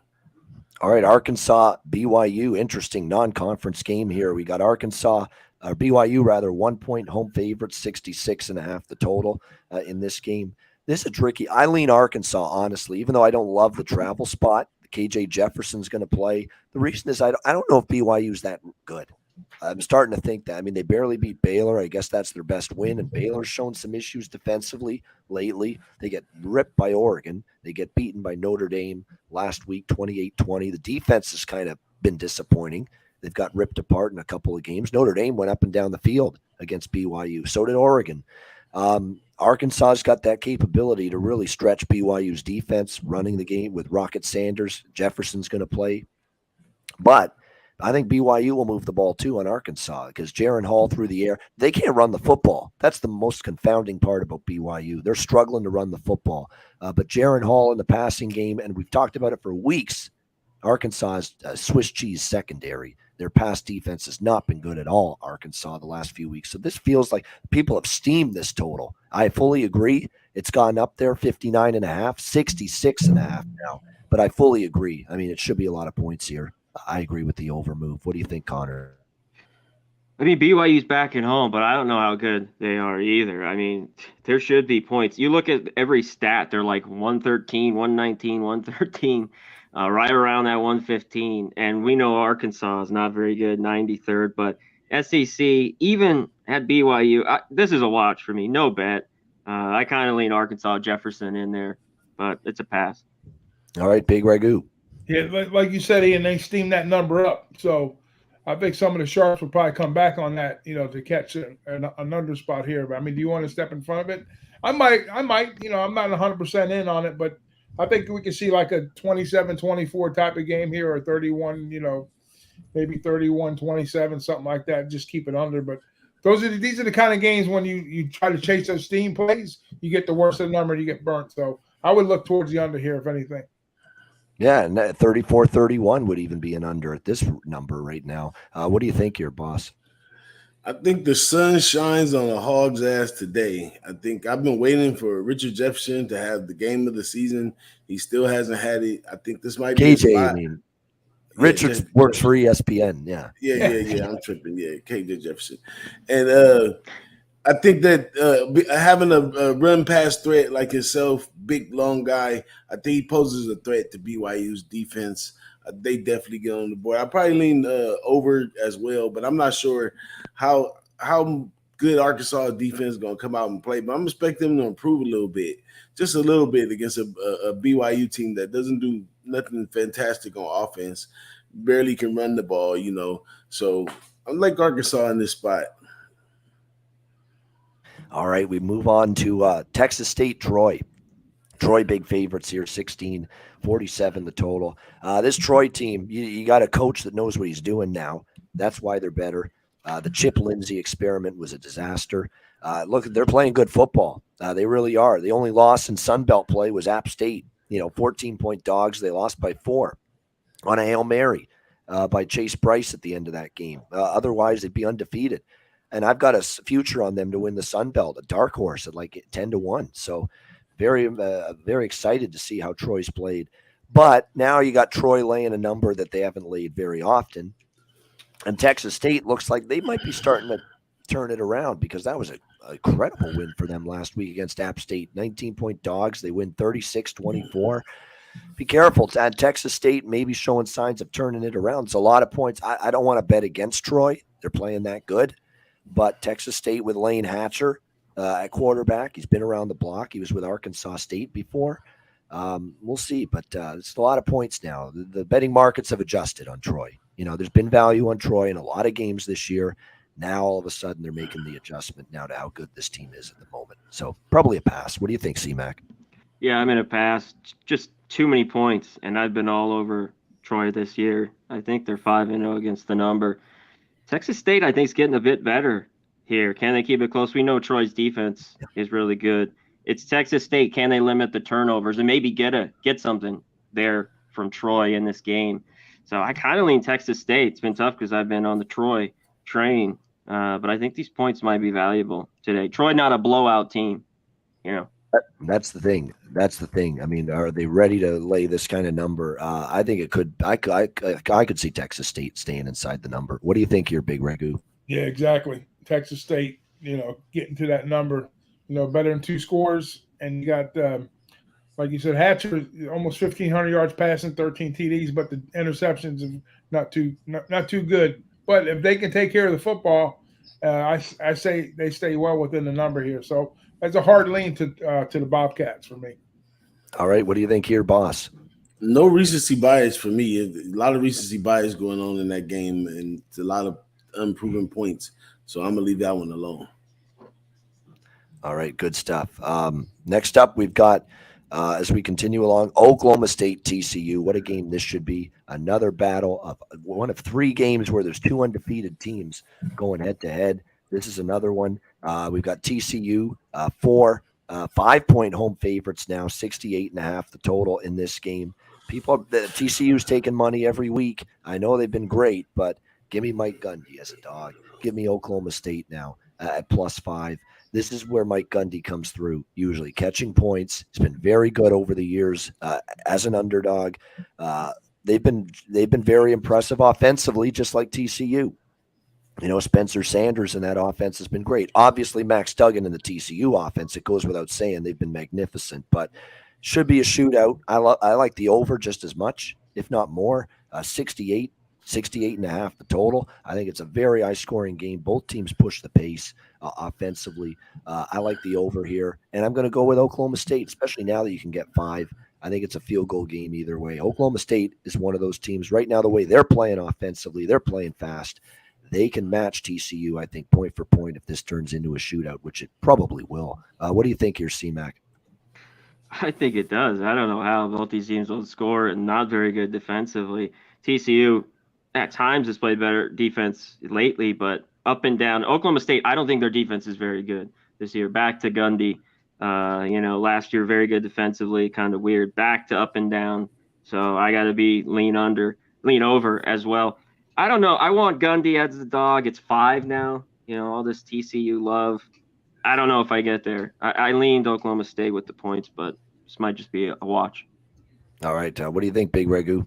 Yeah, I agree with you. And I say a 3 or 4 point game, if they're trading, scores, it's going to come down to like a missed extra point or, land on that 3 or the 4. Either way, it's going to be more or less we're expecting a track meet anyways, but I think, putting that 5 in your pocket is pretty decent. And then if you can't pick a side, look at a team total on one of these teams overs if you get some value there possibly. But I haven't checked that side of it out. But, yeah, definitely points look good here. All right, like it. Yeah, I agree. I thought this total would open in the 70s. It didn't. I was surprised by that. What do you think here, boss? Give me the points in a matchup like this in college football. Give me those points. It's more than a field goal. Both teams have 50-50 chance at winning this. Give me Oklahoma State. All right, we got Ohio and Western Michigan now. Maction. Western Michigan 1.5 point home favorites, 59.5, 60 in Kalamazoo. Western Michigan losing 45-23 to Eastern. And I liked Eastern plus the points, but I didn't expect Eastern to spank them like that. Jack Solopik wasn't very good at quarterback. Terrible game from his standards last week. Eastern Michigan blew up the line of scrimmage. Curtis Rourke went we'll see how he fares here for Ohio, but he was obviously solid last week against a bad Akron defense. We'll see if he can keep that going here in this one. Unfortunately for Ohio, they've been bad defensively. Defensively, Ohio was giving up 41 points per game, almost 600 yards per game. Just awful on the defensive side. I like the over. I'm staying off a side. I think Solopik can bounce back, especially at home. I think he'll play better. Civ defense for Ohio. Curtis Rourke and that Ohio offense, though, is roaring, and we just saw Western give up 35 points to Eastern Michigan last week. So it looks like points galore here to me. So I like over 59.5 with this one. What do you think, Connor? Yeah, both defenses are just horrible. They just get ripped here. But with him at quarterback, they just run it, Western Michigan. They still, he's only throwing about 190, 200 yards. But maybe that'll be enough. And Ohio, Rourke's been very good. So I would stay off too. I could only look over. The more and more, I dug into this game. I'll stay off the side. I don't trust Western at home. Just lean over. Yeah, I like the over. Nothing on the side. I'm just going with the over here in this one. Of course, we remember Curtis Rourke's older brother, who also played at Ohio, and Nathan Rourke, who was having a great season in the CFL with the BC Lions till he got injured midway through the season. But now that's the younger Rourke brother playing at Ohio, and he's playing pretty well, just like his older brother did. What do you think here, Big Ragoo? Yeah, it's definitely an overlook for me too on the total side. I mean, Ohio's 5-1 to the overs, and I think we see Rourke, have a decent day too today. So it's an over spot all the way. Yeah, there's a few games in a row here on this card where I like overs. Here's another one: Western Kentucky, Middle Tennessee State. We've got Western Kentucky 8-point road favorite, 67. I don't know if I less than a touchdown. I would have laid it with Western Kentucky. More than a touchdown now, up to -8. I'm not going to take Western Kentucky because I do respect Chase Cunningham and the passing game of Middle Tennessee. They can move the ball a little bit. They have no defense, Middle Tennessee, but they can move the football. And Western Kentucky, look, Austin Reed's been good at the quarterback spot. Tough loss last week against UTSA, but that offense has still been pretty good. Not nearly as good as last year with Bailey Zappi and Zach Kitley, the OC, but still, I mean, they've been putting up points. Middle Tennessee, they've given up 31, 45, and 41 in the last 3 games. 4 straight overs for Middle Tennessee. I think we see another one here. And by the way, it was 69 points for these two teams last year. I think we get that here. So that's what I like. Over 67 here, Western and MTSU. What do you think, Connor? Yeah, there's got to be points. I just don't know if I bet this one that actually gets over. I lean Western Kentucky. Middle Tennessee State, they just, like you talked about, defense, just there is no defense. And I think they'll be able to move it a little bit on Western. So just a pass. I'd like to take the points and the over, but pass. All right, Big Ragoo. Yeah, I lean Western in this spot here. Just I think they're better equipped. The 5-1 ATS, although MTSU is playing through some overs also. So I lean over and definitely lean towards the Western Kentucky side. Sharper look on the Kentucky side for me than the over. All right, good stuff. All right, next up as we continue along here, we've got Charlotte UAB staying in Conference USA. UAB 23.5-point home favorite, 65 the total. I know they played Middle Tennessee last week. Again, we talked about how bad the defense is. But still, for UAB, that's now a great bounce back from the loss to Rice. And they just pummeled Middle Tennessee 41-14. So it was a good win for them. Dylan Hopkins in the offense was great. Their defense still isn't as good quite as it's been in years past. Charlotte's an over machine right now. 5 straight overs. They cannot stop anybody. 56, 41, 41, 56. They've given up 56 or 41. One of those 2 numbers in each of their last 5 games. That's how bad the Charlotte defense has been. They've been terrible on that side. They're not going to stop UAB. They're just not going to stop that. They might not even punt today, UAB, against this Charlotte defense. But they have Chris Reynolds back at quarterback, Charlotte. And he is a good quarterback. They can move the ball. There's another one where I'd probably have to play the over. 62.5. Total's gone up to 65. I don't know how you can bet a Charlotte under right now. They've given up either 41 or 56 in 5 straight games. Good luck trying to bet an under with that kind of track record. What do you think here, big Conor Mac? Yeah, real quick. If Reynolds is in, the defense stops nobody. And UAB all of a sudden looked better last week, but I don't trust them. This number just seems huge to me. It's just Charlotte and the points. I lean that way. And yeah, there should be points. I'm not going to touch the total. It's already moved too much, but look over. Yeah, I mean, Charlotte could get you. Charlotte could be down by 28, late in the game, get you a backdoor score, and there you go. So it is a lot of points. I could only play Charlotte as well plus the points, but I can't do it. I'm just going to go over because that defense is just horrid for Charlotte. What do you think, Big Ragoo? Yeah, I don't want no part of laying 23.5 with UAB, and I definitely don't want to try to catch an under with Charlotte here in this spot here. So yeah, I would lean both ways. I would lean over and then lean the points with Charlotte. All right, boss. It's a total pass for me. But I did see UAB when I was running my weekly reports. strike high in some areas. So I've been looking for a spot to really take them, but not willing to lay all the points. All right. Next up, we've got Tulane and South Florida. Tulane, 12-point road favorites, and the total 55 in this one. Tulane is a team, look, they've been very good this year. Great job by Willie Fritz. They're 5-1 straight up, 5-1 against the spread.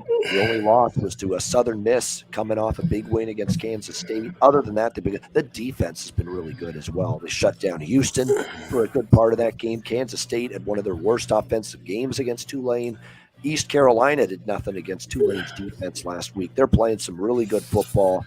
South Florida, look, against Cincinnati, great effort. They've been struggling this year.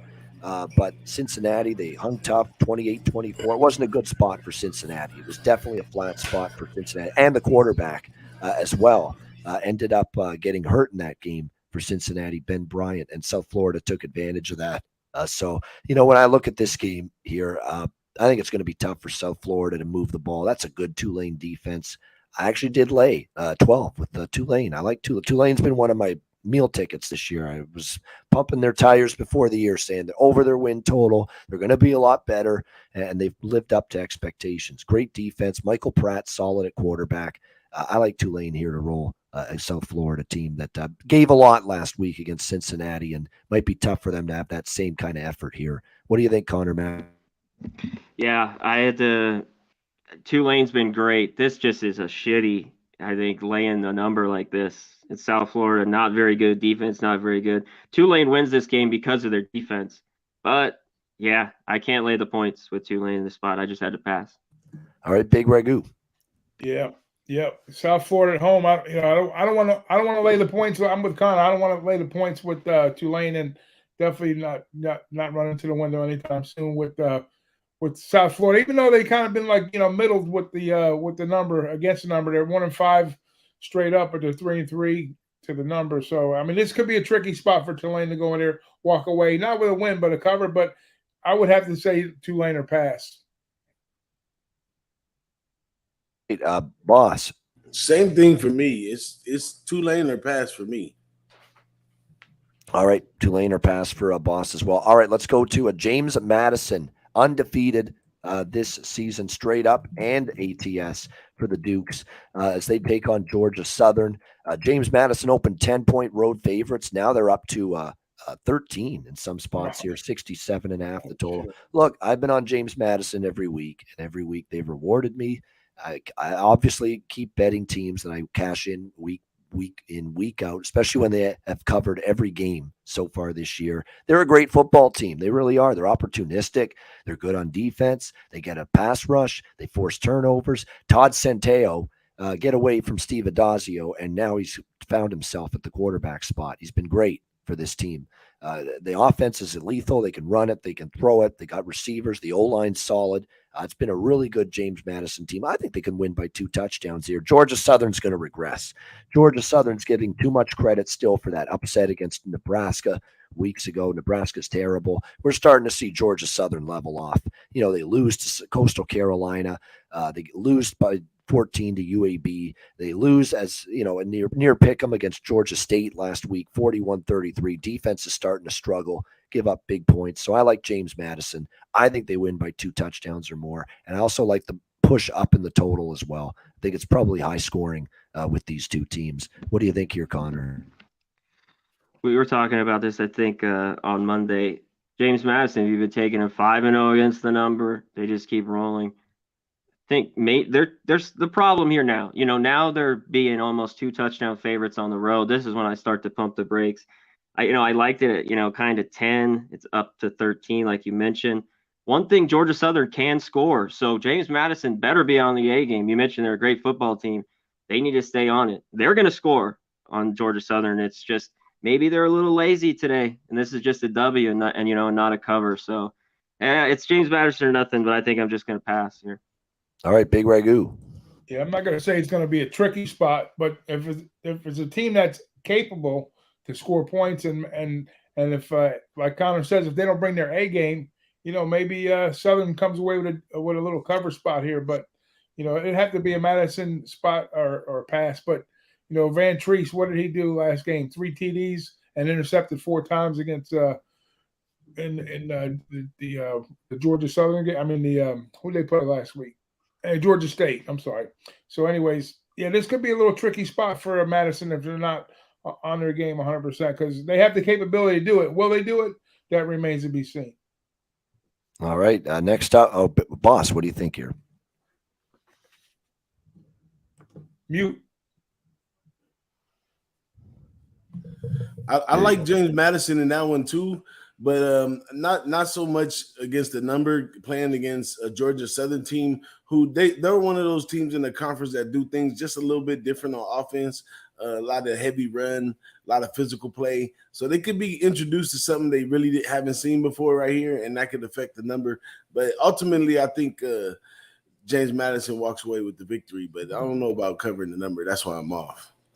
All right, next up as we continue along here, Wisconsin, Michigan State.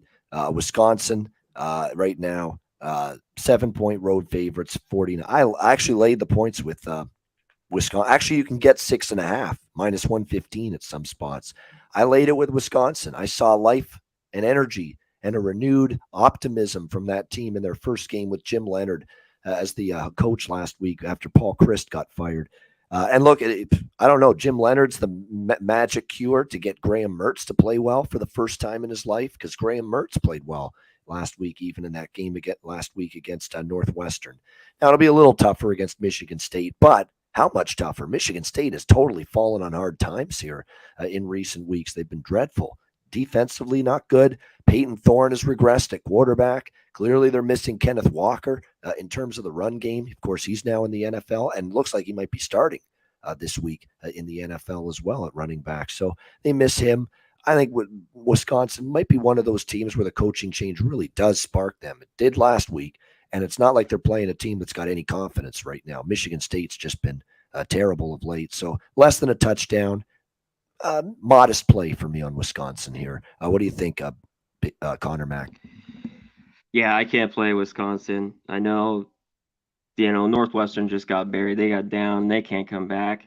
But I'm not going to rush right back on the road. And there's nothing to just jump in and say, play Michigan State, like you mentioned here. But I think they need to end this losing streak. They're at home. If there's ever a spot here, over the touchdown, I'd lean Michigan State. I don't know if I bet this one, but I lean that way.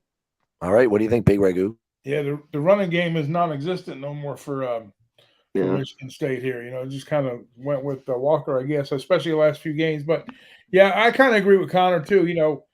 At first, spark, like you said, Ian, new coach coming in, maybe, rally the troops for that one game. And I got to be a believer, though. I got to see 2 games before I start buying in on Wisconsin to back them up, especially on the road going to Sparty here. So it's going to be a pass for me.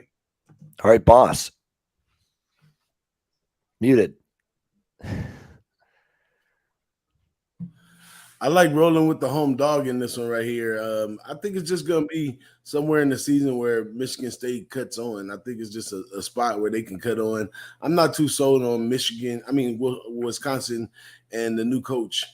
They did do well last week. Maybe it's the way they did well. It seemed like they kind of rallied the troops to do it. But Michigan State, when playing good, to be a whole nother challenge. So I think Michigan State comes home and have a good day today. I like the home dog +7. All right, we'll do the next 3 games to speed it up all at once. Louisiana Tech, North Texas, Arizona, Washington, Rice, Florida Atlantic. First game, Louisiana Tech, North Texas. I like Louisiana Tech a little bit as an underdog. I think North Texas has a solid offense, but defense has been disappointing. I don't like laying points with bad defenses. I think North Texas is a bad defense right now. Louisiana Tech, this Parker McNeil kid's not been bad at quarterback. I think they can hang in that game. I like the over as well in that Louisiana Tech, North Texas game. Arizona, Washington, another over for me. It's just I don't think Arizona is going to stop Washington, but Washington's defense is falling apart. That was horrendous against Arizona State last week, what I saw from that Washington defense. So I think Arizona with Jaden DeLora can move the ball. I like over in that Arizona-Washington game. And Rice, Florida Atlantic. Give me Rice. Ooh. I can't do it with my voice, but that's terrible. Rice plus the point against Florida Atlantic. They've been just – you talk about teams I've had to upgrade in my rankings in college football from the start of the season to now. I don't know if I've upgraded few teams as much as Rice. I mean, they are clearly getting better. McMahon is good at quarterback. Florida Atlantic's got no defense. I think the offense is capable, but terrible on defense. Rice, the over as well. I think that's also a high-scoring game. What do you think, Big Ragoo, for those three? Yeah, I love the North Texas, Louisiana Tech over in that spot there. I think that game flies over the total. The Washington and Arizona game, Arizona was one of these teams early on that I was starting to like, but Washington, at the same time, they're kind of going sideways. It looks like that they're just they're not having the successes they had early on. So I mean, it's too many points to lay there. So I kind of lean Arizona.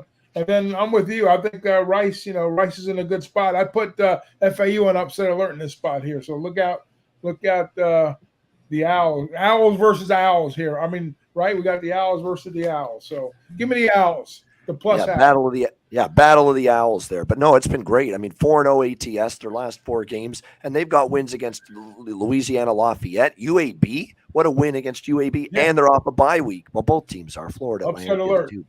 But Rice is really starting to improve, and they're catching points. I like Rice. I agree. What do you think, boss? I'm going to pass on the Bird Gang on Rice and FAU. I'm also going to pass on Arizona, Washington. Caleb DeBoer over there at Washington, he could score, and they know it. But the number said a little high right there. I'm not sure if it gets to 72.5. But on this Louisiana and North Texas game, I went to cap this game, and I really liked it. North Texas play at home. They have a big discrepancy on how well they play defense at home. So they play a little better right here in this role. But I'm not sure if it's 6.5 points better because Louisiana Tech can move around a little bit. They could throw the ball some. They could play a little defense. Even though they're both having a horrible season, both of them are upside down. North Texas upside down a little less, though. They're scoring 29 points a game and giving up 38, whereas Louisiana Tech is scoring 24 points a game and giving up 42. So I jumped off of the side, and now I'm on the total. And in the total situation, I think it's one of those things where we have two similar teams right here and get like a different game. So I'm taking the under in that one. I see it's opened at 71, is down to 67.5. But I'll take the under in that one. All right, liking the under in that one. So good stuff there. All right, next up we've got let's do this game standalone. LSU, Florida. Florida here, 2.5 point home favorites in this one. Total 50.5. I'm passing. I don't love either of these teams right now at the moment in their current form. It's tough to trust. I think flip a coin. In the case of a flip a coin game for me, I say you take the underdog, and if you think it's a flip the coin game. So lean LSU, but I'm going to stay off this game. I don't trust either quarterback either. Richardson for Florida has regressed, and Jalen Daniels, if he can't run the football, he's not moving the team. His passing has been disappointing for LSU at quarterback. What do you think here, Big Ragoo? Yeah, I think the Swamp's the difference in this game. I'm going to be on the Gators minus the 2.5, 3 points. Is the game sitting at 2.5 still? 2.5, yep. Yeah, because I think we got action coming both ways here. But yeah, it's a matter of trust. I think Florida's ability to possibly run the ball and LSU's run defense. We'll see if that's able to be the offset. But I think LSU's got a little better pass defense than Florida does. So I would say it's going to be a running option type game for both teams. So whoever doesn't turn the ball over is going to win the game, and I give the home field to Florida here. So I lean Florida. All right, lean to Florida. What do you think, boss? I like Florida a lot in this situation. We planned on backing Bill Napier in some situations this year. He's a very meticulous guy, and he prepares well. They've been done decent at home. They're at home in the bounce house, and I think this is where they get their money. So I like Florida in this one. I think Kelly's in for a surprise.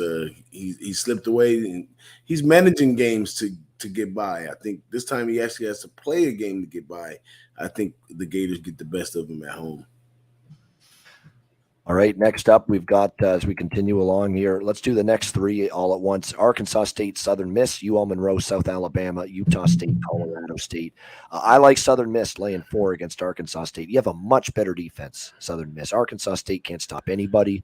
I think even Southern Miss is going to get the offense going a little bit here in this game today against this bad Arkansas State defense. I like the job Will Hall is doing. Remember, this team was decimated, all right? Absolutely decimated with injuries last year. They're finally a little bit healthier, and they're not a bad football team. I like Southern Miss -4, much better defense. The other games, what do we have? UL Monroe, South Alabama. I'm not going against South Alabama, but you're paying a premium now with the Jaguars, although I like that team quite a bit, so I'm passing there. And Utah State, Colorado State. I think the money toward Utah State is correct. I think they're getting better. Cooper Legas has been good at quarterback since he took over, and Colorado State is that bad, all right? Awful on offense. They cannot move the football, so lean Utah State, but the numbers gotten away. What do you think, Conor Mac? You know what? I'm huge South Alabama. I'm going to stay off. Just Monroe was better, I think, last week at home. Got that late cover. They got down, but they covered backdoor in the second half. I can't take them there. And yeah, just man, I can't take Colorado State even at home. But I think Utah State's found something there with him at QB. But I take Utah State laying it, 11.5. All right, what do you think, Big Ragoo? I'm with you on Southern Miss. I like that play. I think the number's sitting in a good spot for them. I think they win by possibly doubles here. I think, like you say, Arkansas State, they have their defensive struggles. I think everything goes Southern Miss's way in that spot there. And I don't want to step in the South Alabama LA Monroe game. I wouldn't want to step in front of South Alabama. They're 4-1 to the number, 4-1 straight up. So as they win is how their games goes, and then the Colorado State Utah State game. I got a hard lean on the under here. I don't think Colorado State puts anything together offensively, and I think Utah State is going to be their game to control. So I look to even though it's a lower number, I think the game stays under. All right, liking the under. All right, boss. Well, I like Utah State against Colorado State. I think Colorado State shot they load last weekend. I mean, what was more important to Norvell than to beat his old team, Nevada? So mission accomplished and mission done. As Utah State, they're on another page with their offense. They always can play a little defense. They might be turning this team around and might be at a good time because the conference is wide open for them. So they could actually end up winning the Mountain West some way, somehow, if they continue to win. South Alabama, I'm always looking to fade ULM. And South Alabama is a really good team. I think that you could probably be safe laying that 16.5 with South Alabama. But this Arkansas and Southern Missouri game right here, this one I'm going with the over in this one based off of my third down stats. On defense, Southern Miss is giving up third down 42% of the time. On defense, Arkansas State is giving up on third down 35% of the time. On the offensive side of things, Southern Miss is actually completing third downs to 33%, but they only have a 45% in the red zone. That's a little touching. But being that they're at home, I expect them to get in the end zone today. And then Arkansas State, on the other hand, they have a 36% percentage on offense on third down. So according to all that, looks like nobody's going to play much defense, and this goes over the total of 54. All right, there we go. Good stuff. All right, next up, we'll do the next few games. Mississippi State, Kentucky, Nebraska, Purdue, Clemson, Florida State. Mississippi State, Kentucky's a pass. It looks like Will Levis is going to play. That was the big concern going into this game, and that's why Kentucky's taking the money.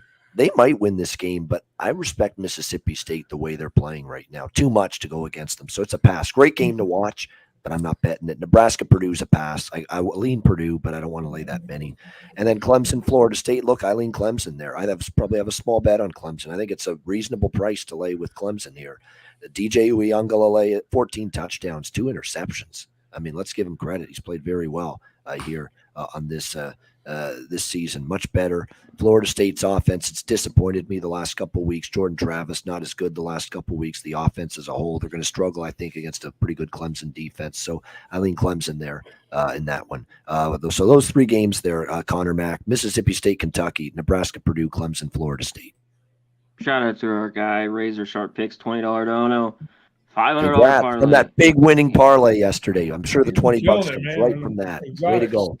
Great job. Beautiful. Yep. Shout out to my guy.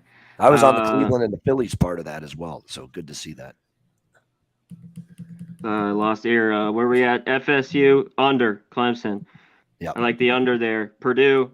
I think Purdue wins. I just can't lay it either with 2 touchdowns. And the last one was, if Levis is in, this number's gone up because of him, the total. But I'm going to wait if it keeps creeping high, and I'm going to take the under in that game, Mississippi State, Kentucky, and lean Kentucky if he plays the points at home. All right. And I lean under too. Mississippi State's defense. This is one of the better. Mike Leach is not known for having great defenses. This might be one of the best defenses I've seen from a Mike Leach team. It's got to be up there. What do you think here, Big Ragoo? I know Kentucky plays a lot of unders, 1-5 to the under so far this season, but Mississippi State, and like you said, Leach's defense, but surprisingly they're playing more to the overside. So this is kind of a middle game for me that, with the question marks around Levis, it kind of put me off of it. So I just kind of didn't put a lot of effort into this one. So that's going to be a pass for me. And you said Purdue, Nebraska. That's a lot of points, I think, for Purdue to lay, but they are coming around and things are starting to click for them in a lot of ways against a pretty shitty Nebraska squad. But I'm off of that game too. And then the FSU game and Clemson game, I didn't talk about this game a whole lot this week, but I was kind of, like I said, my concerns came early with the first game when we played Wake. We let that one get away.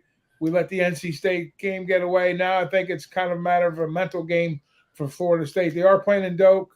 Last year Florida State was like a field goal away going into the fourth quarter. You know what? I'm going to be a homer here. I'm going to come back on my boys and say, you know what? We get a tough win finally today. We've been beaten up. Now we're going to come out on, like DJ says, the sun's going to shine on the dog's ass, and today's the dog's time to shine. So let's get FSU home with a W today. There you go, FSU. There you go. I'm going to be a homer for the first time this season. There you go. All right, boss.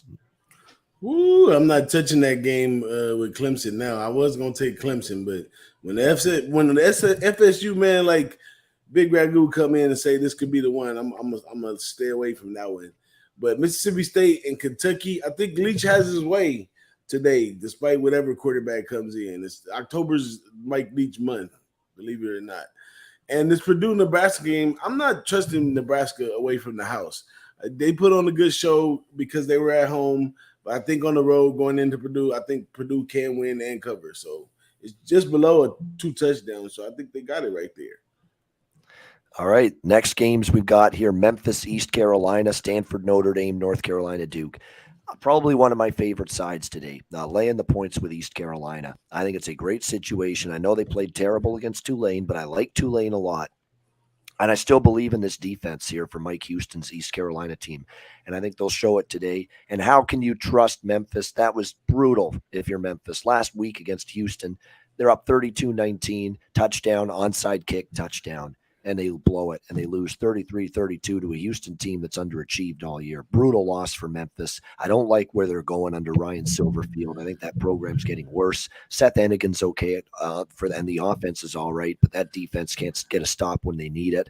I think, and homecoming today for East Carolina as well in Greenville. So I'm laying it with East Carolina. Lean over the total as well. Stanford, Notre Dame, I like the over there. Stanford can't stop anybody. And Drew Pine and Notre Dame are starting to move the ball. I think Stanford will move it a little bit as well and help get over 53.5 there. North Carolina, Duke. Give me Duke. I'm not laying points with North Carolina defensively yet. Duke bounced back after a tough game last week. Duke plus the points and lean over as well. Conor Mac, what do you think of those 3? Yeah, just here we go. North Carolina. Laying a number, no way. Give me Duke. I think they remember that ass whipping last year, and they're a better football team here at home. So I'll take Duke in the touchdown. I can't take Notre Dame, Stanford. I am off. You know what? I agree with you a little bit with East Carolina. They should at home. Memphis defense is very bad. Their secondary, it's all Ehlers. If he's clean, they win. Yep. They cover this number. There's some turnovers and they let Memphis hang around because that defense has kind of been hit or miss with East Carolina. So it's a lean with them, but I'm probably in the end going to stay off. Yeah, and they've been good at home, 3-1 against the spread for the most part, other than the Navy game. And you look at it, they played NC State early in the season. Tulane's a good team. They've been toughened up. I think they'll be ready to handle Memphis. What do you think, Big Ragoo? Yeah, I like that ECU spot. I think it's a nice little spot. I think the defense will keep Memphis in check. And you're talking about a field goal at home, big game for them at home today too. So ECU for me. Notre Dame, Stanford, it's a pass, but I think it's a lot of points for Notre Dame. But they might jump up and bite Stanford right in the ass too in South Bend. So we'll see what happens there. And then Duke, North Carolina. I'm all over Duke in this guy. Duke outright winner, covers the number, sprinkle. There you go, outright winner. No, that says Big Ragoo with Duke plus the points. All right, boss, what do you think there, including with Notre Dame, your team? Yeah, I like Duke as well in that one, and also like ECU, the better of those two. Kind of lean to the over in the ECU game. In the Notre Dame game, this is a classic big brother versus little brother right here. So this Stanford team kind of mimics itself after Notre Dame, the West Coast Notre Dame. So I think there's a lot of respect in the battle between these two. I think the number stays under, and I don't see why the books see it that Notre Dame should win by almost 17 points. So I think Notre Dame just want to get a win at this point, get past this Stanford team. They got our eyes set on some other games further down that could make a difference in our season. So I'm taking the Stanford plus the points and under 53. I agree. That kind of feels like a sneaky spot for Stanford. Everybody's excited again about Notre Dame. Big win against BYU last week. Now they're laying too many points, and they've never been good, Notre Dame, 17-point favorites or more. This has not always been a good point spread roll for them. So we'll see about tonight against Stanford. All right, next three games, New Mexico State, USC, Utah, Washington State, Oregon State. Pass on the New Mexico games. New Mexico State. I can't trust either of those teams right now. Both of them struggling offensively. I'd actually lean to New Mexico State. I think it's nuts to lay 7 with New Mexico. I'd lean to the Aggies there. USC, Utah. I'm not going against Utah at home, but Utah's disappointed me a couple times. The UCLA loss, the Florida loss. They clearly haven't lived up to the lofty expectations in some of these games, and USC is pretty damn good, and that defense for USC is getting better. So not a real strong opinion, but I lean Utah just because I don't go against them in Salt Lake City. I don't bet against them at home. And then the other game, Washington State, Oregon State, give me the Beavers at home. I like betting Oregon State at home. They're only laying 3. I think they get the job done there. Even without Chance Nolan, the backup quarterback played okay against Stanford last week. I like Oregon State at home. What do you think there, Conor Mac? Yeah, nothing for me. New Mexico State. This just hasn't moved at 3.5. If SC, no turnovers, if they keep doing that, they'll be in this game. But I think going to Salt Lake, we finally see a few turnovers, maybe a fumble, a couple picks. Williams been phenomenal. Even with 3 in the hook, to me, it's Utah or pass in that one. And the last one, Washington State, very good lately against Oregon State. Short number. I don't know if I get there. I want to take Oregon State, obviously, at home, but it's a wait and see for me there. All right, Big Ragoo. I'm going to pass on the Taco Bell game, run south of the border. Utah, USC. I think the Utah offensive line is going to push USC smaller defense around. Whether they get to 3.5 or is it 3 right now? 3.5. 3.5 everywhere. I'm going to wait and see on that one, but I lean Utah. And then the Oregon State Beavers, naturally we want to be on Oregon State at home, but the quarterback and Wazoo might sneak up. And I think this is a correlation game. I think if you like Oregon State, it goes over. You like Washington State, it stays under. So no plays on either one of those games for me at this moment. All right, boss. New Mexico State. I lean New Mexico. Danny Gonzalez over there been getting the offense going a little bit, and the defense was always solid. This is a rival game each year, so I expect both teams to step up to it. Whereas New Mexico State, they kind of regressing as the season going. They got beat pretty bad quite a few times. So I like New Mexico in that one. USC, Utah. So I seen they're having a big tribute to two players that passed on Utah's team. They got their full face on both sides of the helmet. I mean, too much drama and stuff for me to get involved. This could be a great spot for Lincoln Riley to mark his spot in the Pac-12, taking out one of his biggest opponents right here. If he gets past this one, it's straight over to UCLA and Notre Dame is the last two tough ones to get through. So I wish USC the best with that one. I mean, if somebody's gassed up to get a decent money line play, I'm not sure what the juice is, but I could take USC as a dog money line in this game, but I'm gonna stay away because it's too much theatrics with the guys passing and the helmets and all that good stuff.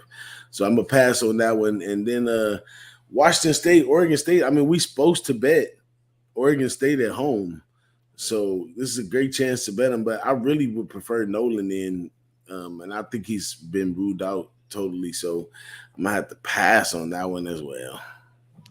All right, we wrap up with two. That's right, two Mountain West games to wrap things up. We've got Air Force UNLV and Hawaii Nevada. The Air Force 10-point road favorites, and then Nevada Hawaii. Nevada laying 6 on the island, 51 the total in that game. Look, UNLV, terrible game against San Jose State. Doug Brumfield got injured. Friel had to take over. It looks like Brumfield is questionable with that. He's got an ankle and a head injury. So let's see if he plays. Cameron Friel, Harrison Bailey are the other quarterbacks. It's hard to bet that game until you know their status. I'm not rushing to lay 10 with Air Force on the road. Air Force, I don't love backing them on the road. The road issues continue. Coming off a loss to Utah State last week. Disappointing what we've seen from Air Force at times this year. So tough game, lean over. And Nevada, Hawaii, I'm on Hawaii. Hawaii's starting to get it going for Timmy Chang. They almost beat San Diego State last week. They're getting better. You know, the quarterback's gotten a little bit better. I'm not laying 6 with a bad Nevada team. I know they beat Colorado State last week. They're even worse. But Nevada's not very good still. You're going to lay 6 with them. Hawaii's starting to show a little bit of improvement. I think they want to play well tonight on the island. I like the Warriors there, Timmy Chang and company. What do you think, Conor Mac? Yeah, no Brumfield.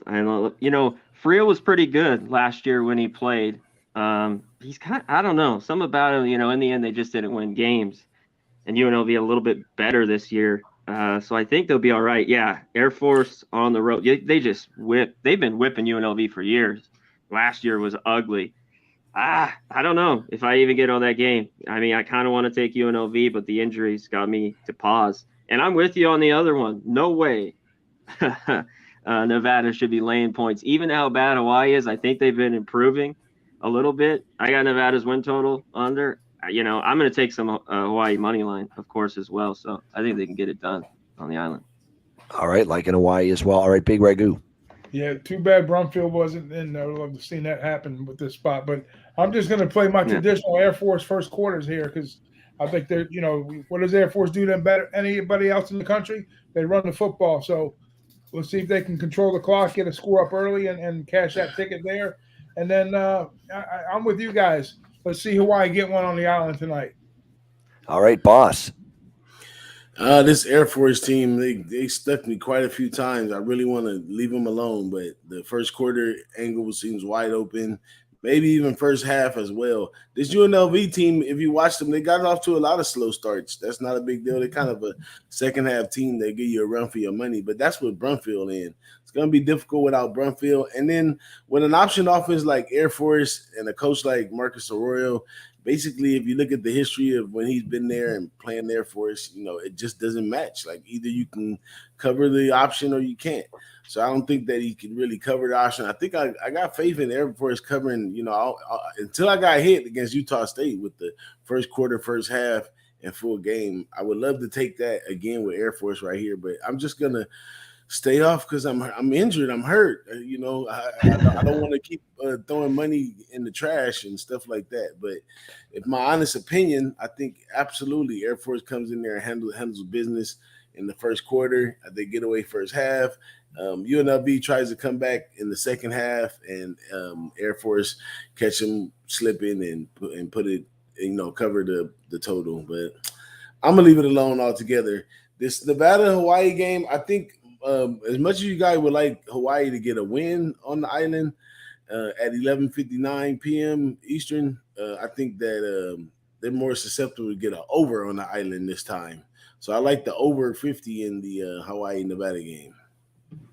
All right, good stuff there. Over in the Hawaii-Nevada game, and I think Hawaii's got a real shot finally get a victory, or the progress last week against San Diego State for sure, especially on defense. Now, I know San Diego State's offense isn't good, but still it's progress for Timmy Chang and the Warriors. All right, great stuff. Conor Mac, Big Ragoo, DJ Big Boss. Thanks to everyone for joining us. Thanks for putting up with my voice as well. Hit the like button. We appreciate it. We'll wrap it up with best bets right after we hear from our great sponsors at Southtown 101 and Manscaped.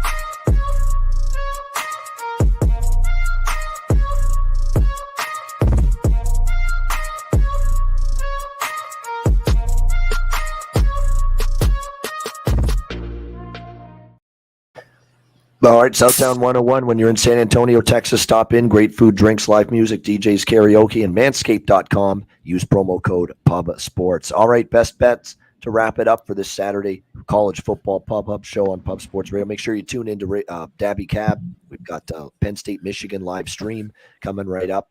Conor Mac, what do you like for best bet? Yeah, let's get it to the morning here since we got a few minutes to get it in. Penn State +7. I think they cover against Michigan. Too many points.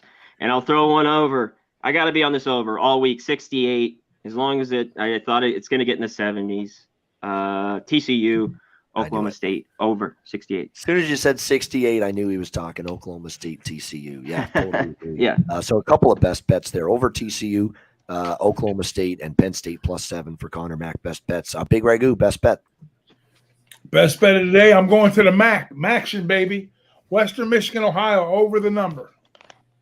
There we go. Ohio, Western Michigan, over the total for a Big Ragoo with best bet, little Maction best bet action for a Saturday. All right, boss, best bet. Well, best bet, I'm going back to the well on the edge I had last week with Bowling Green. But like I said, this time I'm jumping in the Bowling Green game, and I'm going to take it over 45.5 in the Bowling Green game. Let's get it. All right, Bowling Green over in that one for a big DJ Big Boss with his best bet. My best bet, I'm going to go Southern Miss, Golden Eagles -4 against Arkansas State. There's a huge discrepancy, huge discrepancy defensively. I mean, Southern Miss is much, much better on that side of the ball. And I think that's going to show up. And I know the offense has been a little sketchy, but it's probably the worst defense that they've faced this year, Southern Miss. I think they get the win. I think they get the cover at home. Southern Miss -4 against Arkansas State. That is going to be my best bet here for this Saturday, the college football card. All right, that'll wrap it up. Thanks to everyone in the chat for joining us. Hit the like button on the way out. We appreciate it very much. Dabby Cab live stream Penn State, Michigan coming up on Pub Sports Radio.